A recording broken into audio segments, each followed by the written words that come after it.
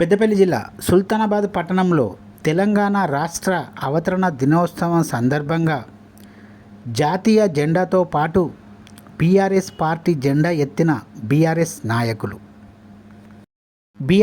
నాయకులు మాజీ market committee chairman బుర్ర శ్రీనివాస్ గౌడ్ మీడియాతో మాట్లాడుతూ సోమవారం ఉదయం 10:30 ప్రాంతంలో పెద్దపల్లి జిల్లా సుల్తానాబాద్ పట్టణంలో తెలంగాణ రాష్ట్ర అవతరణ దినోత్సవం సందర్భంగా సుల్తానాబాద్ పట్టణంలోని బీఆర్ఎస్ జెండా ఎత్తిన అనంతరం జాతీయ జెండా ఎగరవేశాము.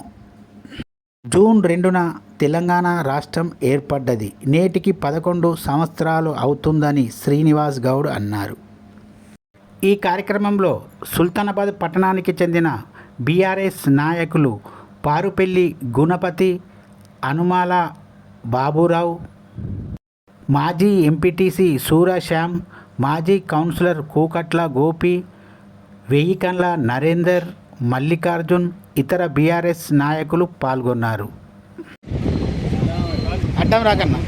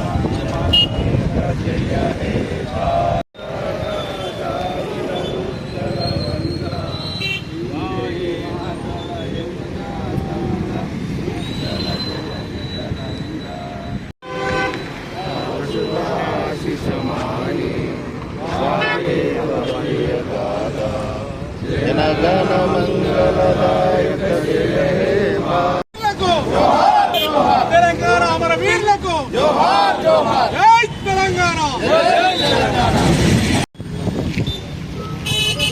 బస్సు